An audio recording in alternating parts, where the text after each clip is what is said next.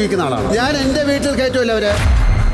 Hi hello എല്ലാവർക്കും നമസ്കാരം. Big boss season 7-നകത്ത് കൊടുങ്കാറ്റായിട്ട് ലാലേട്ടന്മാരെയൊക്കെയാണ് promo വന്നിട്ടുണ്ട്. ആ കൊടുങ്കാറ്റിനകത്ത് നമ്മുടെ മസ്താനിയും ലക്ഷ്മിയും പറന്നു പോയിട്ടുണ്ട്. നമുക്കറിയാം ലക്ഷ്മി ആദിലയ്ക്കും നൂറയ്ക്കും എതിരെ വലിയൊരു തെറ്റായിട്ടുള്ള പരാമർശം നടത്തിയിരുന്നു. നിന്നെയൊക്കെ നിങ്ങളുടെ വീട്ടിൽ കയറ്റാൻ കൊള്ളാത്തവന്മാരാടാ എന്ന് അക്ബറിൻ്റെ മുഖത്ത് നോക്കി പറയുന്ന ഒരു സിറ്റുവേഷൻ അവിടെ ഉണ്ടായിട്ടുണ്ടായിരുന്നു. ശരിക്കും പറഞ്ഞാൽ ആ സമയത്ത് ഒരാൾക്ക് പോലും ലക്ഷ്മി പറഞ്ഞത് കമ്മ്യൂണിറ്റിനെയാണെന്നോ അല്ലെങ്കിൽ ആദിലിനെ നൂറേനെ കുറിച്ചാണെന്നോ മനസ്സിലായില്ല എന്ന് തോന്നുന്നു. കാരണം ആരും അതിനെ റെസ്പോണ്ട് ചെയ്തില്ല.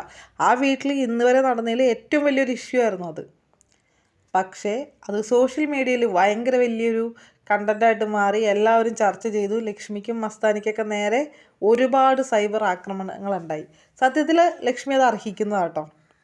ഈ സമൂഹത്തിൽ എല്ലാവർക്കും ജീവിക്കാനുള്ള അവകാശമുണ്ട്. എല്ലാ തരത്തിലുള്ള മനുഷ്യരും ഈ ഭൂമിയിനകത്തുണ്ട്.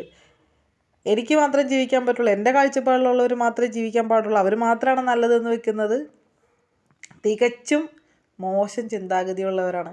അടഞ്ഞ ചിന്താഗതി അല്ലേ, നാരോ മൈൻഡ് എന്നൊക്കെ നമ്മൾ പറയും. ഇവിടെ ലാലേട്ടൻ പറയുന്നുണ്ട് ഞാൻ എൻ്റെ വീട്ടിൽ കയറ്റുമെന്ന് ആ പിള്ളേരെ. അതുകൊണ്ടിട്ടാണ് ഞാൻ ആ ക്ലിപ്പിങ്സ് അവിടെ വെച്ചത്. എനിക്ക് ഒരുപാട് സന്തോഷം ഇത് കണ്ടപ്പോൾ. എന്താണെന്നുണ്ടെങ്കിലും ഏറ്റവും മോശമായിട്ടുള്ള പരാമർശമായിരുന്നു അവർ നടത്തിയിട്ടുണ്ടായത്. അത് ഇത്രയും നല്ല രീതിയിനകത്ത് ബിഗ് ബോസ് ഹൗസിനകത്ത് ചർച്ച ചെയ്യപ്പെടും എന്നുള്ളത് ഞാൻ ഒട്ടും വിചാരിച്ചില്ല. അങ്ങനെ ചെയ്യപ്പെട്ടത് വലിയൊരു കാര്യമാണ്. ആ പിള്ളേർക്ക് കൊടുക്കാൻ പറ്റുന്ന ഏറ്റവും വലിയ കോൺഫിഡൻസാണ് ഇപ്പോൾ ആ കിട്ടിയത്. എന്താണെന്നുണ്ടെങ്കിലും ഇന്ന് അവർ പറന്ന് എവിടെ വരെ എത്തി എന്നുള്ളത് നമുക്ക് എപ്പിസോഡിൽ കണ്ട് മനസ്സിലാക്കാം കേട്ടോ. നിങ്ങൾക്ക് എൻ്റെ ഈ ചാനൽ ഇഷ്ടപ്പെട്ടോ ലൈക്ക് ചെയ്യുക, കമൻറ്റ് ചെയ്യുക.